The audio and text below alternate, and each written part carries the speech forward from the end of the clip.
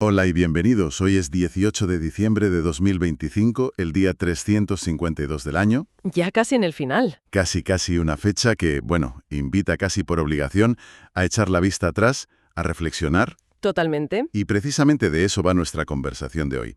Vamos a sumergirnos en un conjunto de ideas sobre sabiduría, sobre crecimiento, estrategia, con material que va desde los estoicos hasta pensadores muy actuales. Un buen cóctel, sí. Y hay una frase que me ha parecido que es como el hilo conductor de todo. Dice, el alma generalmente sabe qué hacer para curarse. El desafío es silenciar la mente.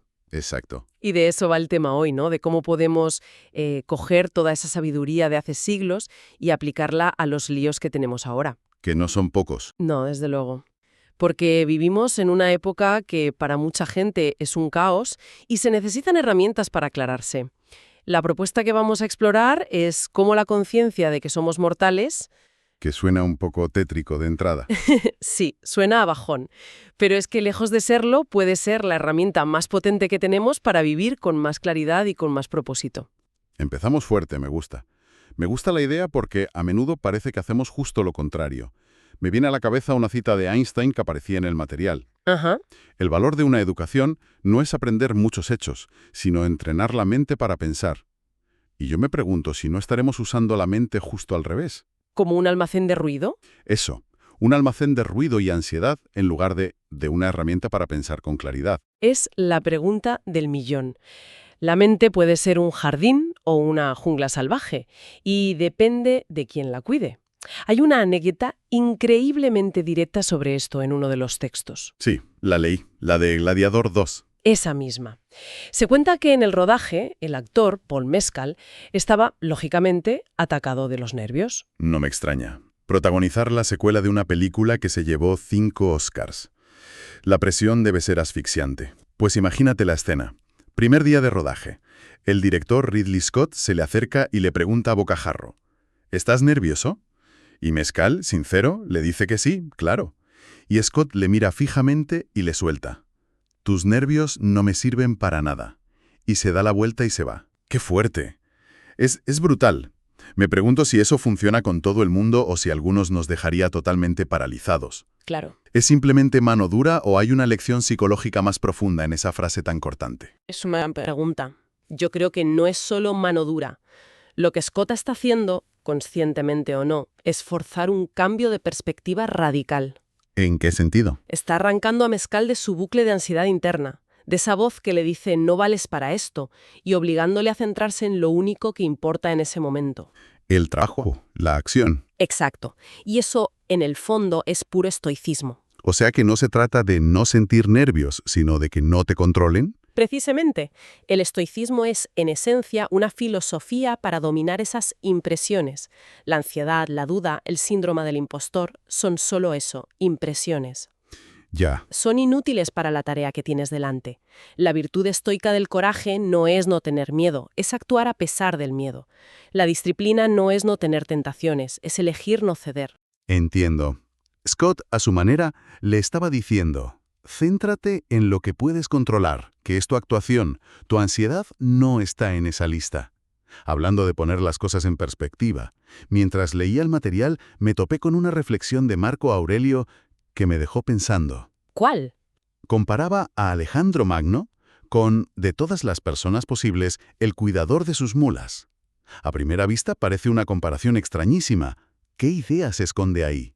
Ahí se esconde una de las ideas más potentes y liberadoras de toda la filosofía. Lo que podríamos llamar la democracia de la muerte. Suena bien eso de la democracia de la muerte.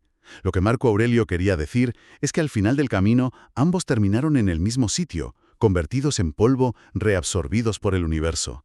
Da igual si conquistaste el mundo conocido o si te dedicaste a cuidar de los animales que lo transportaban. El resultado final es idéntico. Idéntico. Benjamin Franklin decía que solo había dos cosas seguras: la muerte y los impuestos. Y en uno de los textos señalan con bastante ironía que hoy en día los súper ricos han encontrado la manera de evitar los impuestos. Pero la muerte, de esa no se escapa nadie, sigue siendo el único club al que todos pertenecemos sin excepción. Y es crucial entender que esto no es un pensamiento pesimista, sino todo lo contrario. Es un pensamiento liberador, Es un antídoto increíble contra la vanidad, la envidia y esa comparación constante en la que vivimos. ¿Qué más da que tu vecino tenga un coche mejor? ¿Qué importa ese estatus por el que te desvives? Claro. Shakespeare lo expresó de una forma visualmente demoledora, en Hamlet. Imaginaba cómo el polvo del gran Julio César, el hombre que mantuvo al mundo en vilo, podría acabar usándose como masilla para tapar un agujero en una pared y evitar que entre el frío. Uf, esa imagen es de las que se te quedan grabadas. Realmente pone un mal día en la oficina en perspectiva, ¿no? Totalmente. Te obliga a preguntarte, si el final es el mismo para todos, ¿no será que lo único que importa de verdad es cómo vivimos el camino? Y eso nos lleva directamente a otra de las grandes ideas del material, A ver. que es la idea de que nadie va a venir a rescatarte. Me parece especialmente relevante ahora, con tanta incertidumbre, la inteligencia artificial, la economía, la política. Es muy humano esperar a un salvador. Sí, esperar que un líder, una tecnología o un gobierno nos saque las castañas del fuego, pero el argumento aquí es que esa espera es inútil. Y no solo inútil. Como dicen, que nadie venga a salvarte es la mejor noticia que podrías recibir. ¿Por qué? Porque te devuelve el poder. Tolstoy lo resumió perfectamente. Todos piensan en cambiar el mundo, pero nadie piensa en cambiarse a sí mismo. Empezar por uno mismo. Y Kierkegaard fue incluso más allá, diciendo que cualquier reforma debe empezar por uno mismo. Ese es el núcleo del pensamiento estoico. Olvídate de controlar el caos exterior y empieza a poner orden en tu propio universo interior, que es el único sobre el que tienes jurisdicción real. El único. Vale, pero suena abrumador. Una cosa es decidir cambiar y otra muy distinta es saber cómo hacerlo día a día. Pienso en el ejemplo de Dwight Eisenhower. ¿Ah, sí? El material cuenta que fumaba 4 paquetes de tabaco al día. 4. Una barbaridad, una adicción terrible que arrastraba desde hacía casi 40 años. Su médico le dijo que o lo dejaba o su corazón no aguantaría la presión de ser presidente. Y lo dejó, de un día para otro. Su frase fue, la única forma de parar es parar. Pero, ¿es realista para la mayoría? Suena a casi sobrehumano. Claro, puede sonar a crítica más que a solución. Exacto. ¿Qué hay detrás de esa capacidad? ¿Es pura fuerza de voluntad o algo que los estoicos dirían que podemos entrenar? Esa es la clave. No es solo fuerza de voluntad en el sentido de apretar los dientes. Conecta directamente con la idea estoica de la libertad. Libertad. ¿Sí? El filósofo Epicteto, que fue esclavo, decía, «Ningún hombre es libre si no es dueño de sí mismo». Para ellos, la verdadera esclavitud no era tener un amo, sino ser esclavo de tus pasiones, de tus adicciones, de tus impulsos. Entiendo. Séneca decía que podías ser el hombre más rico de Roma y ser esclavo de tu ambición o del miedo a perder tu dinero. La libertad es autodominio. Lo que Eisenhower hizo fue un acto radical de autocomando. De declararse libre de esa esclavitud. Justo eso. Pero me cuesta conectar ese acto de voluntad de Eisenhower con el concepto de libertad. Para mí, la libertad suele ser tener más opciones, no menos. Porque para ellos, una adicción no te da opciones, te las quita. Te obliga a seguir un único camino, el del vicio. Claro. El fumador no elige fumar cada cigarrillo, necesita fumarlo. La verdadera libertad es la capacidad de elegir tu respuesta en cada momento, en lugar de ser arrastrado por un impulso. Por eso el material nos lanza un guante con preguntas muy directas. Preguntas incómodas. Sí, aquí estamos enganchados. A las redes sociales, a la aprobación ajena, al trabajo. ¿Qué control ejerce eso sobre nosotros? ¿Y cuál es el coste real, financiero, físico, emocional, de esa dependencia? Son preguntas que hay que hacerse. La conclusión parece ser que la única opción real es convertirte en el salvador que estabas esperando. O como decía Epicteto de forma mucho más directa y menos poética, suénate tu propia nariz. Nadie lo va a hacer por ti. Es tu responsabilidad. Y es una idea que empodera muchísimo cuando la asimilas de verdad. Claro, pero esa responsabilidad implica cambiar. Y eso es dificilísimo. Hay una imagen de Marco Aurelio que es... durísima. ¿La de los gladiadores? Sí. Compara a la gente que se niega a cambiar con los gladiadores en la arena, que están medio destrozados, cubiertos de sangre, y aún así suplican seguir luchando el día siguiente. Solo para ser mordidos y arañados de nuevo. Es una metáfora perfecta de la autolesión que practicamos a diario. ¿Y por qué lo hacemos? Nos aferramos a un mal genio que nos aísla, a hábitos que nos destruyen la salud, a una timidez que nos impide conectar. ¿Por qué? porque ese dolor, al menos, es familiar. Lo conocido, claro. El cambio, en cambio, es un salto a lo desconocido. Requiere aceptar que el patrón que hemos seguido, por muy nuestro que sea, no funciona. Es admitir la famosa definición de locura. Hacer lo mismo una y otra vez esperando resultados diferentes. Lo que me lleva a una frase que parecía una paradoja. Has nacido para ser solo una persona, y esa persona eres tú. Suena a una obviedad de taza de desayuno. Sí, un poco. Pero si es tan simple, ¿por qué nos cuesta tanto ser nosotros mismos? Porque, como decía Aristóteles, conocerse a uno mismo es el principio de toda sabiduría, y ese es un trabajo de por vida. Y lo fascinante es que el material sugiere que ese autoconocimiento no viene de la introspección pasiva. De sentarte a meditar en una montaña. Exacto. Emerge de la acción, de probar cosas, de fallar, de ver cómo reaccionas.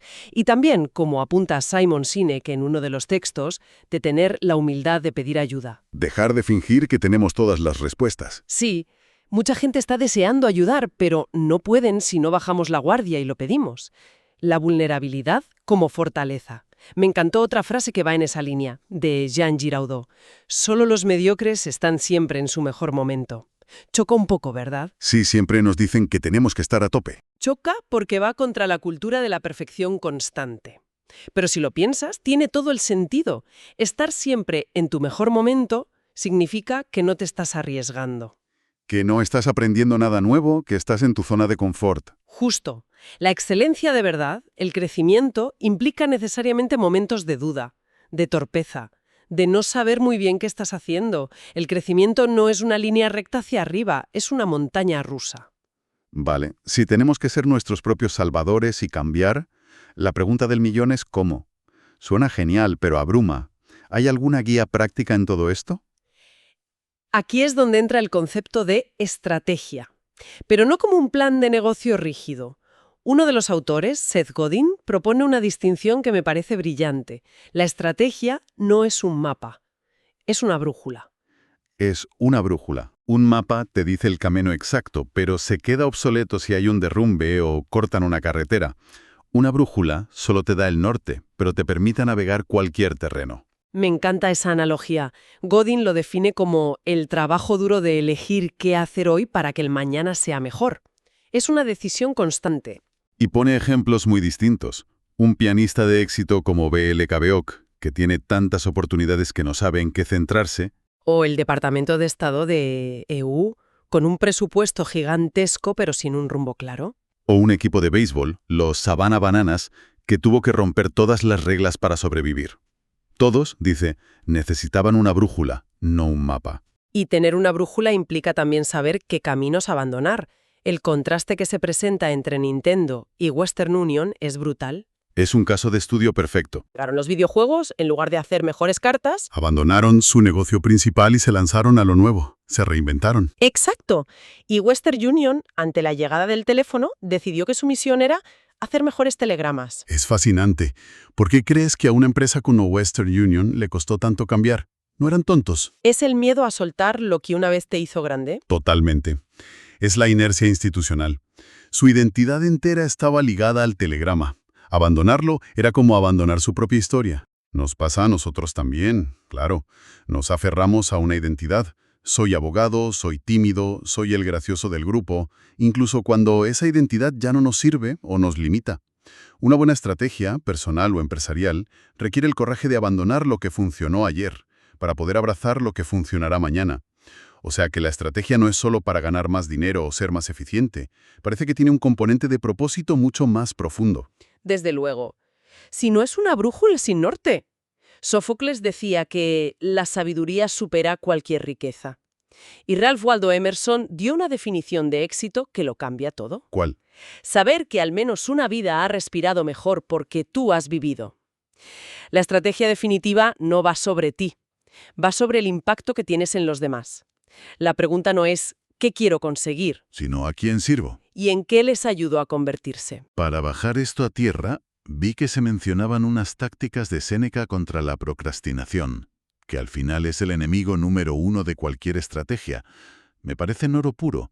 ¿Podemos ver algunas? Claro, son increíblemente prácticas y modernas.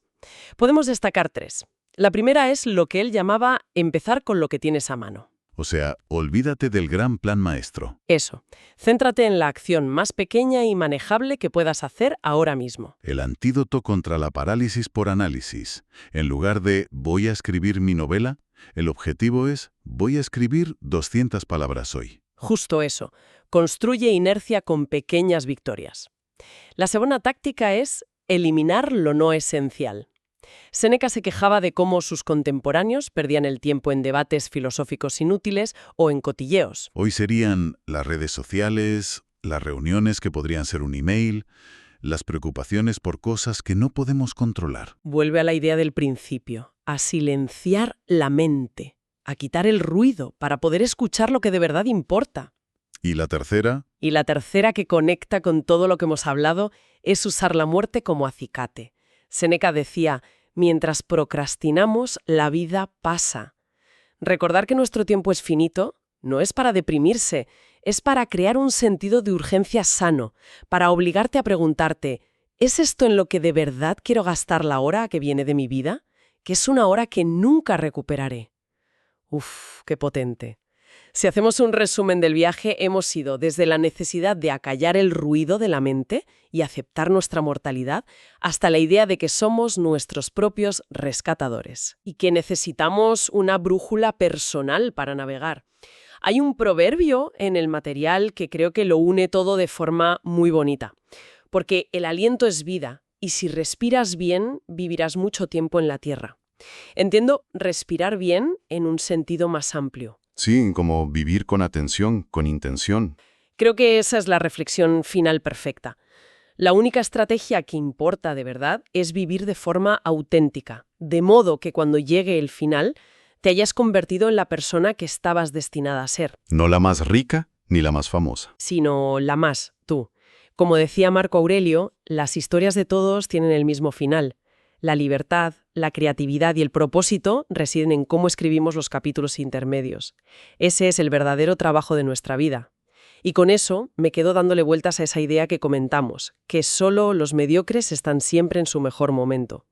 Y me gustaría dejar en el aire una pregunta para reflexionar, que me hago a mí misma ahora. Si la excelencia no puede ser constante, ¿en qué área de la vida estamos eligiendo ser mediocremente constantes por puro miedo a la incomodidad y la montaña rusa que supone crecer de verdad?